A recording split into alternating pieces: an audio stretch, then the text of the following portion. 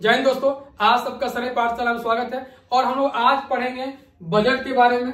इससे जुड़ा हुआ जितना सारा इंपॉर्टेंट फैक्ट बनता है, इससे जुड़ा हुआ जितना सारा इंपॉर्टेंट जीके जीएस बनता है, जो अभी आपका जो है चेंज किया गया है, और इससे जुड़ा हुआ जितना सारा आपका आर्टिकल बनता है, इन सब चीजों को हम लोग आज का सेशन में देखेंगे। यदि आप लोगों ने अभी तक सरल पाठशाला सब्सक्राइब नहीं किया, सब्सक्राइब करके रखिए, क्योंकि इस तरह का महत्वपूर्ण और इंपॉर्टेंट वीडियो आप लोग को मिलता रहेगा। तो चलिए स्टार्ट करते हैं आज का सेशन। देखिए, बजट कहते किसको, बजट होता क्या है? सरकार की समस्त आर्थिक गतिविधियों का समावेश किसके अंतर्गत होता है? बजट। सरकार कोई भी काम करती है, इकोनॉमिकल काम, आर्थिक काम करती है, उन सब गतिविधियों का, यानी एक गरीब आदमी से लेके एक बड़े से बड़े इंडस्ट्री, बड़े से बड़े उद्योगपति तक जो भी काम होते हैं आपका आर्थिक दृष्टिकोण से, वो सब काम को समाहित किया जाता है किसमें? बजट में किया जाता है। अब देखिए, देश के विकास किस दिशा में होगा, इसका निर्णय बजट के माध्यम से होता है। यानी पूरा एक साल का जो टेन्योर होता है, एक साल का जो आपका पीरियड होता है, एक साल का जो समयावधि होता है, उस समयावधि में देश किस दिशा में जाएगा, कितना विकास करेगा, उन सब चीजों को जो है आपका बजट के माध्यम से समझा जा सकता है।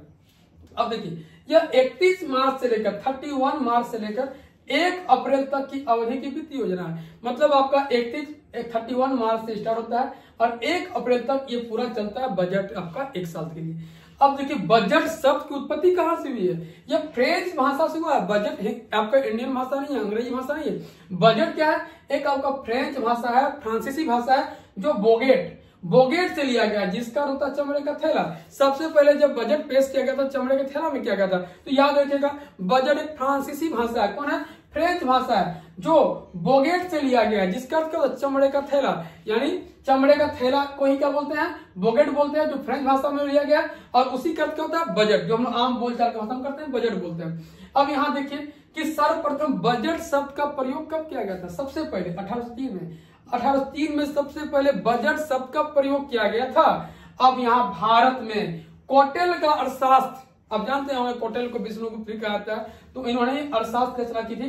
तो कौटिल्य का अर्थशास्त्र, जिसको चाणक्य भी कहते हैं, उन्हीं का अर्थशास्त्र में भारत में सबसे पहले बजट जैसी व्यवस्था को लेकर ये क्वेश्चन ये आ गया कि भारत में बजट जैसी व्यवस्था का सर्वप्रथम उल्लेख कहाँ किया गया है? तो कहाँ किया गया?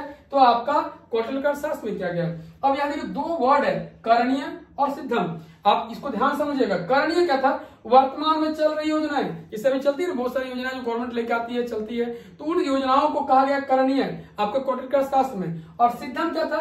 पूरी हो गई योजना, जो आपका जो योजना था जो पूरा हो गया है, उन योजनाओं को क्या कहा गया? सिद्धम। और करणीय क्या हो जाएगा? वे योजनाएं जो भी वर्तमान में चल रहे हैं, उसको क्या कहता है? करणीय कहा जाता है।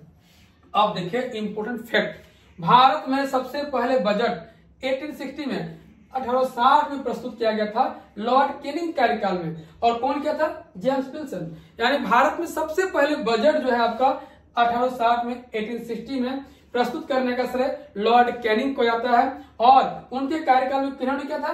James Wilson. इसीलिए जेम्स विल्सन को भारतीय बजट का प्रणेता यानी फादर ऑफ इंडियन बजट कहा जाता है। तो याद रखिएगा कि सबसे पहले बजट भारत में 1860 में आपका जो है लाया गया था।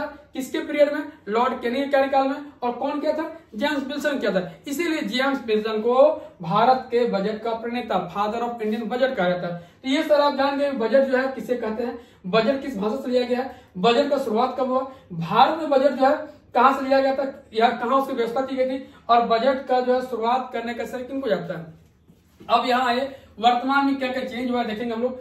अब देखिए कुछ और महत्वपूर्ण फैक्ट जो है बजट से जुड़ा हुआ है। तो देखिए, लियाकत अली खान, आर.के. शनमुखम शेट्टी और जॉन मथाई, ये तीनों बहुत बार ज्यादा पूछा हुआ, ध्यान समझिएगा। तीनों का कॉन्सेप्ट अभी आप लोग क्लियर हो जाएगा। अंतरिम सरकार जो 1946 में जो गठन किया था, उसका जो है पहला बजट कौन लाया था? तो लियाकत अली खान। अंतरिम सरकार का पहला बजट जो है कौन लाए थे? तो लियाकत अली खान के द्वारा प्रस्तुत किया गया था। और स्वतंत्र भारत का पहला बजट आर.के. शनमुखम शेट्टी के द्वारा प्रस्तुत किया गया था। स्वतंत्र भारत का पहला बजट 26 नवंबर 1947 को जो है लाया गया था। और किनके द्वारा? आर के षणमुखम सेठी के द्वारा। अब देखिए गणतंत्र भारत का, रिपब्लिकन भारत का पहला बजट, जैसे ही भारत जो है 26 नवंबर 1950 को गणतंत्र होता है, रिपब्लिक होता है, उसके बाद पहला बजट जॉन मथाई के द्वारा प्रस्तुत किया जाता है। तो याद रखिएगा अंतरिम सरकार का पहला बजट कौन प्रस्तुत किए थे? लियाकत अली खान। स्वतंत्र भारत का पहला बजट कौन प्रस्तुत किए थे?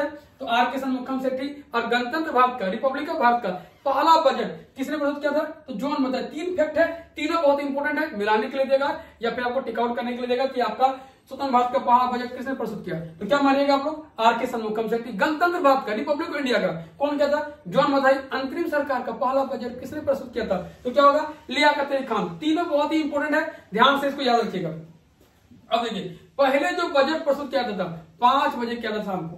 पहले जो बजट प्रस्तुत किया था 5 बजे किया था, लेकिन 1999 से 1999 से क्या हो गया? यशवंत सिन्हा के कार्यकाल में, जब यशवंत सिन्हा एनडीए के वित्त मंत्री थे, तब से क्या हो गया?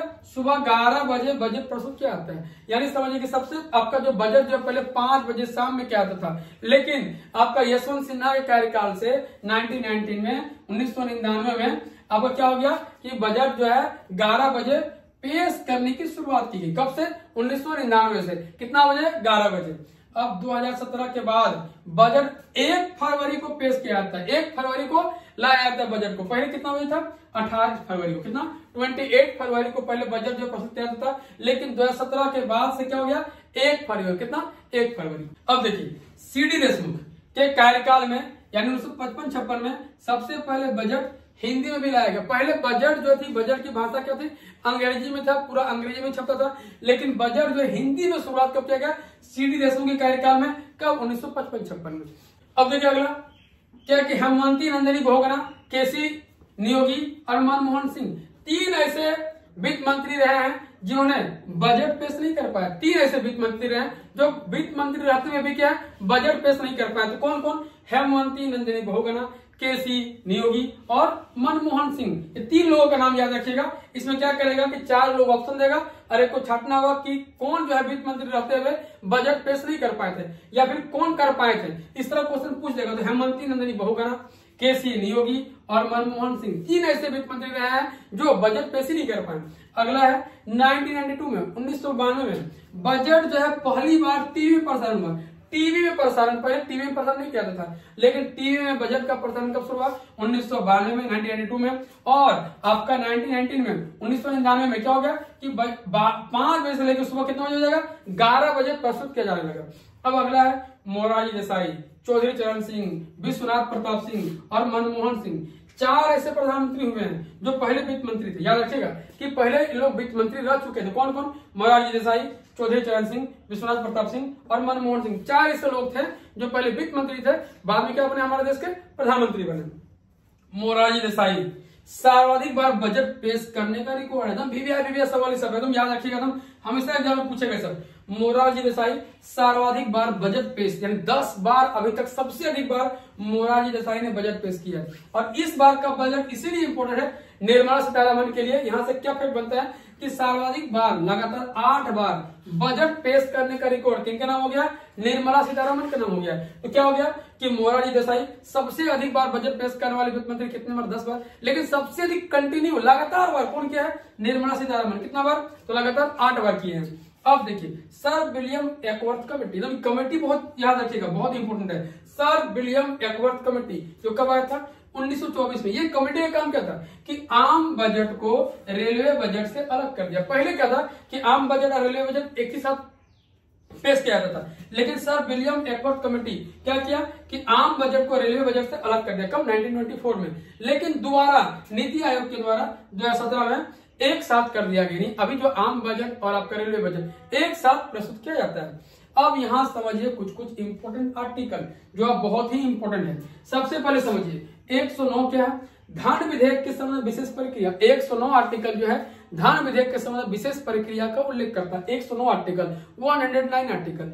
अब ये भाई बहुत बार एग्जाम में आया है। 110 आर्टिकल, इसमें धन विधेयक की परिभाषा, धन विधेयक की परिभाषा कितना आर्टिकल में है? 110 आर्टिकल में है।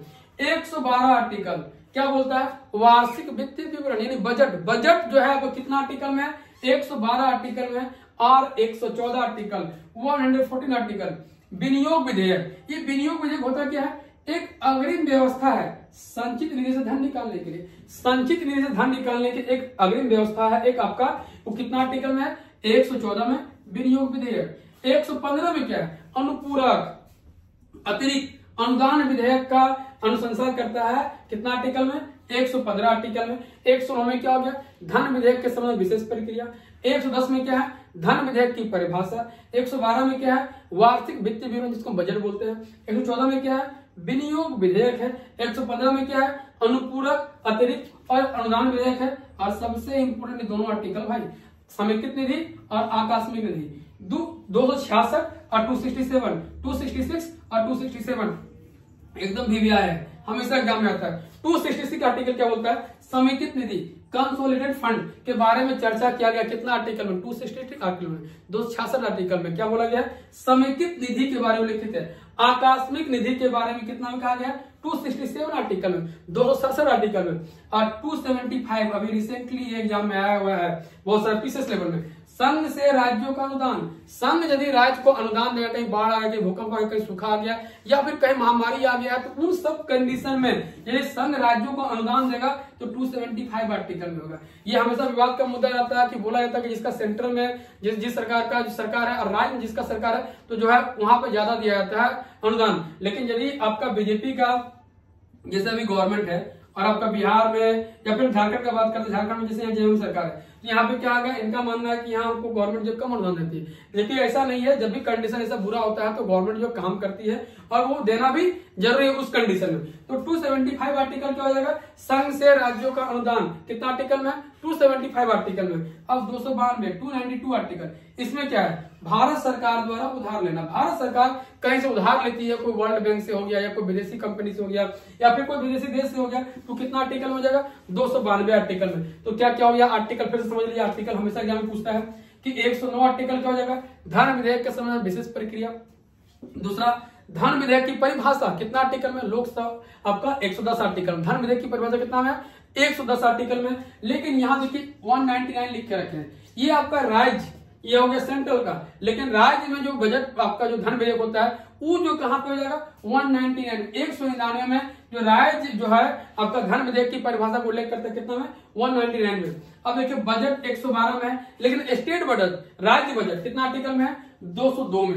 114 में क्या होगा? विनियोग विधेयक। लेकिन राज्य का विनियोग विधेयक कितना हो जाएगा? 204 में हो जाएगा, 204 में हो जाएगा। 115 में क्या है? अनुपूरक अतिरिक्त और अनुदान विधेयक के बारे में कहा गया है। लेकिन यही वाला बात राज्य में आ जाएगा, कितना हो जाएगा? 205 में आ जाएगा, 205 में हो जाएगा। 206 में क्या हो जाएगा? समेकित निधि। 267 में क्या आ जाएगा? आकस्मिक निधि।